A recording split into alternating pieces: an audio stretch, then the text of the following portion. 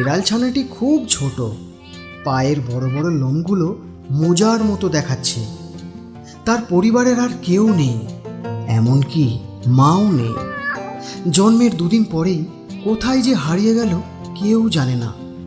যাই হোক, তাকে ধরে নিয়ে এসে রান্নাঘরের এক কোণে বসানো হলো, আর তার সামনে দেয়া হলো এক প্লেট দুধ। খুব একা লাগছিল বেড়াল ছানাটির। ঠান্ডায় বসে কাঁপা ছাড়া আর কোনো গতি ছিল না তার। সেই ঘরেরই অপর কোণে ছিল একটা পরিষ্কার করা বুরুষ। সুতোর লোমগুলো তার চারিদিকে ছড়িয়েছিল। আহারে, খুব কষ্ট পাচ্ছে ছানাটা। কি যে করি, না যাই কাছে গিয়ে দেখি।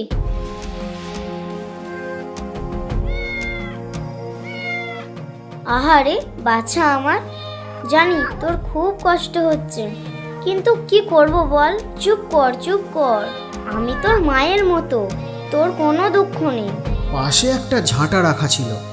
সে হঠাৎ করে বলে উঠল, বাপ ছাড়া বেচারির ভারী কষ্ট, কি যে আছে ওর ভাগ্যে জানি না। তুমি ঠিকই বলেছ। আচ্ছা বুরুষ, আমরা যদি ওকে পুষে নিই তাহলে কেমন হয়?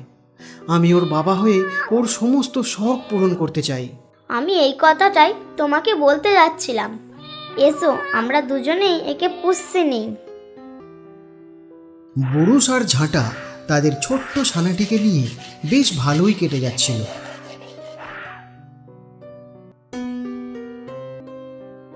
নিজেদের কাজ করার পর বুরুষ আর ঝাঁটা তাদের বাকি সময়টা তাদের ছানাটির সাথেই কাটাতো। সে যা চাইতো তারা তাই দেবার চেষ্টা করত। ছানাটি কোনো দিন তার অভাব বুঝতেই পারেনি। অভাব কি জিনিস তাকে তা জানতেই দেওয়া হয়নি। দেওয়ালে টাঙানো ছিল একটা ডাস্টপ্যান।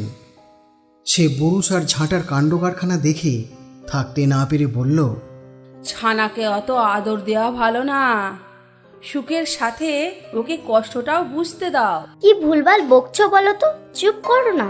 ওইটুকু বাচ্চাকে কষ্ট দেব? কি যে বলো তুমি। ঠিক আছে, তোমরা যা ভালো বোঝো তাই করো। খুবই খাঁটি কথা বলেছিল ডাস্টপ্যান। তার কথায় কেউ গুরুত্বই দিল না। এদিকে বিড়াল ছানাটির ধারণা হলো সবাই তার পক্ষে। সে যা চায় সবাইকে তাই দিতে হবে।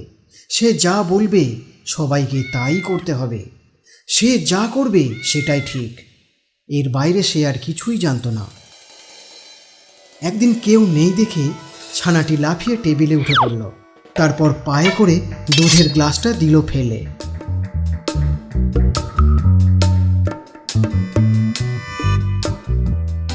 হে হে হে, কি মজা কি মজা, হে হে হে কি মজা।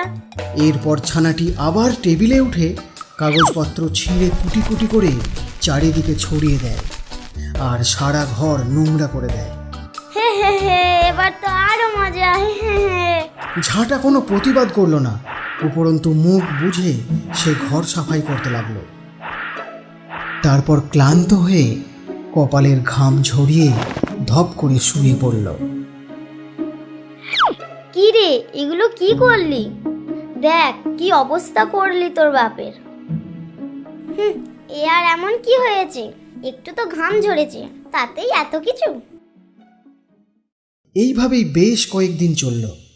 তারপর একদিন ঘটল এক ভয়াবহ ঘটনা।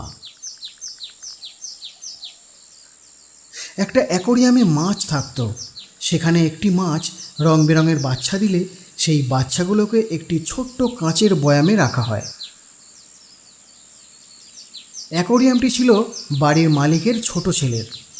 সে ঠায় ওই বয়ামের সামনে বসে বসে ওই ছোট মাছগুলোর দিকে তাকিয়ে থাকত।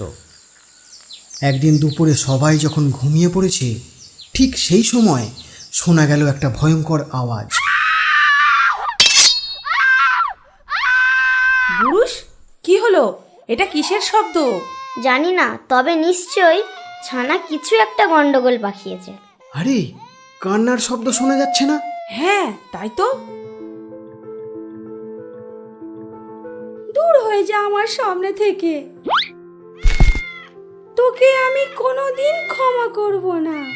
আমার ছোট্ট ছোট্ট মাছগুলোকে তুই মেরে দিলি। জানা গেল বিড়ালটি জানালায় উঠে মাছ সমেত ওই কাঁচের বয়ামটি নিচে ফেলে দেয় আর সমস্ত মাছ মারা যায়। পাশে কাপড় মেলার দড়ি বলে উঠল, আমি হলে ওকে ত্যায্যপুত্র করতাম। পুরুষ, তুমি এক কাজ করো, যদি ওকে শোধরাতে চাও তাহলে ওর থেকে মুখ ফিরিয়ে নাও।